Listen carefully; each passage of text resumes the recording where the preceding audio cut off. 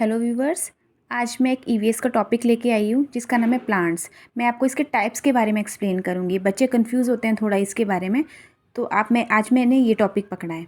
So plants जो होते हैं बेसिकली हमारे 5 टाइप के होते हैं। ठीक है, फर्स्ट है हमारा tree, second shrub, herbs, climbers, creepers.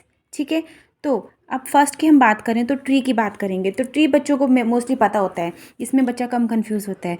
Tree मतलब एक बड़ा पेड़, ठीक है, जिसकी ह्यूज वुडी स्टेम होगी, बड़ी स्टेम होगी। स्टेम समझते हैं ना आप, दिस इज़ कॉल्ड स्टेम। ये पोर्शन जो होता है ट्री का, ये स्टेम वाला पार्ट होता है।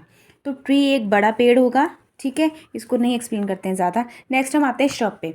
अब श्रब की बात करें तो इसकी जो हमारी ये स्मॉल वुडी स्टेम वाला प्लांट होता है, स्मॉल वुडी स्टेम। एक हम रोज़ का प्लांट लेते हैं, ठीक है, आपने रोज़ देखा होगा।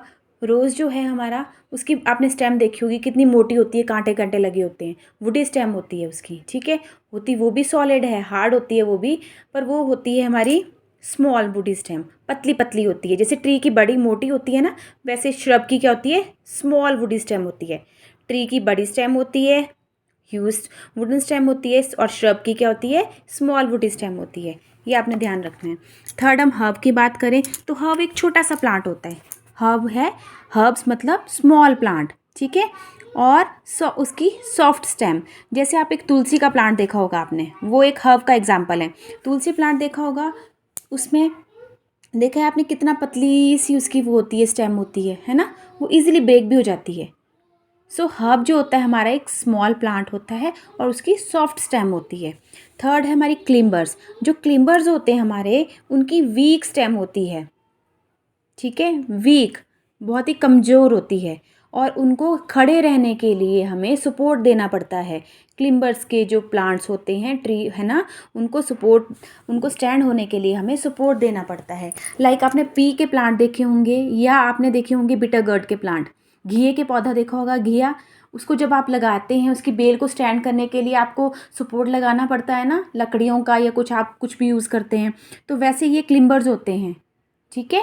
क्लिम्बर जो होते हैं हमारे वीक स्टेम वाले पौधे होते हैं, प्लांट्स होते हैं, और इनको स्टैंड होने के लिए हमें सपोर्ट देना पड़ता है। नेक्स्ट हम बात करें क्रीपर की, तो क्रीपर और क्लिम्बर में आपने डिफरेंस देखना है।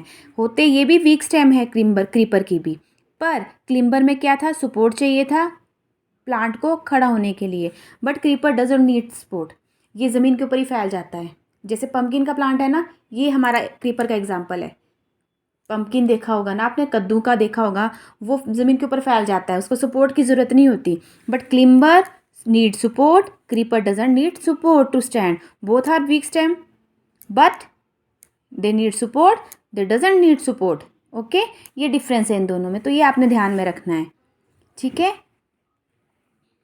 ये देखिए, आप इस तरीके से बच्चों को समझा सकते हैं ना प्लांट्स के बारे में। मेरी बेटी कंफ्यूज होती थी कि श्रब, हर्ब्स, क्लिम्बर, क्रीपर, वो मिक्स करती थी इनको, तो मैंने इस तरीके से उसको समझाया, तो अब वो समझ गई कि क्लिम्बर और क्रीपर में क्या डिफरेंस है, ठीक है, ट्री और श्रब में क्या डिफरेंस है, हर्ब क्या चीज़ है। तो अब वो कंफ्यूज नहीं होती। तो आपको अगर ये ठीक लगे मेरा समझाने का तरीका, तो प्लीज़ अपने बच्चों को बताइए। ये प्लांट ईवीएस का बहुत इंपॉर्टेंट टॉपिक है, और ये आगे आगे बड़ी बड़ी क्लासेस में भी चलता है। सो मैंने ये टॉपिक लिया आज। अगर आपको अच्छा लगे ये, तो please like it. Thank you.